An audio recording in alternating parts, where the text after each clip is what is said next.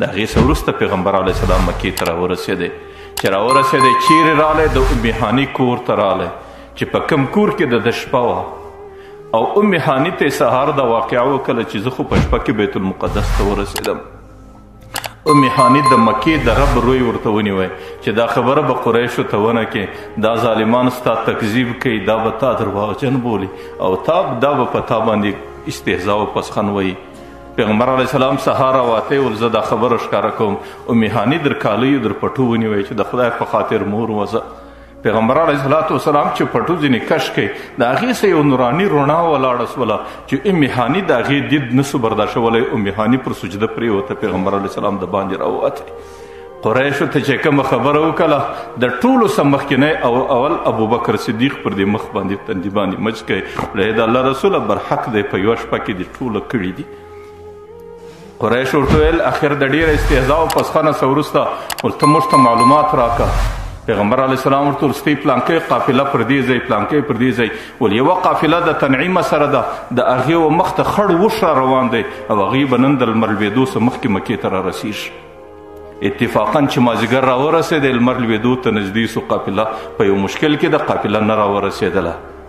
پیغمبر علیه السلام ډېر حیران سو، برای دعا شروع کړه. الله تعالی د لمر په اسمان کې ودراوی. در هغې وخته پورې لمر ولاړو چې هغه قافله په ولاړ لمر کې راورسېده. د هغې څه وروسته الله لمر شوه کړ. پیغمبر علیه السلام قریش ورته ویل چې بیت المقدس راته بیان که بیت المقدس څنګه ځای دی. پیغمبر علیه السلام په حتیم کې ودرېدی د بیت الله.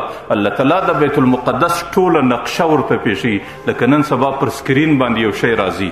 نو هغه ورته وایي چې محراب یې په دې طرف کې و، بیت اللحم یې په دې طرف کې و، حجره یې په دې طرف کې وه، مناره یې په دې طرف کې وله. نو قریشو باره پر ده باندې ول دا جادوګر دی په یوه شپه کې. پیغمبر علیه السلام ابوبکر ته ویل ته زما خبره منې کې نه منې؟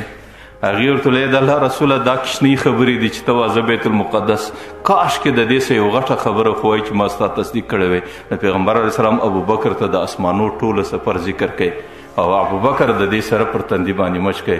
پیغمبر علیه السلام به ویل چې د هر چا حق ما ور ادا کړی دی لیکن د ابوبکر حق به زه په قیامت کې ور ادا کوم په دې خاطر چې هر چا زما په خبره کې چونو چرا مخ و شاته وکړه لیکن ابوبکر ته چې کومه خبره ما وکړه هغې ځای پر ځای دستي را سره تسلیم کړه.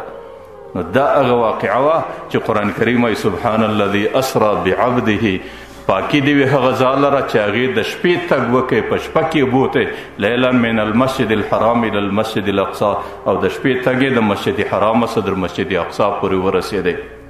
بعبده تفسیر ابن کثیر پر دې ځای باندې لیکلی دي چې د معراج په شپه باندې الله تعالی پیغمبر ته کم خطاب درکم په کم نامه دې یاد کم د رسول خطاب درکم د نبی خطاب درکم د حبیب خطاب درکم کم لقب درکم وای د ورته ویل چې ما ته د عبد لقب راکه بس.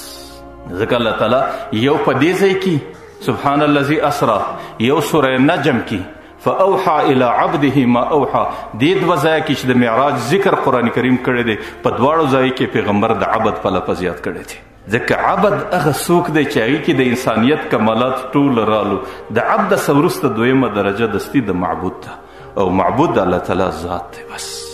نو بیا د پیغمبر علیه السلام معراج او د پیغمبر علیه السلام سیرت الله تعالی دې زموږ او ستاسو زندگی د پیغمبر علیه السلام پر نقشه باندې راولي.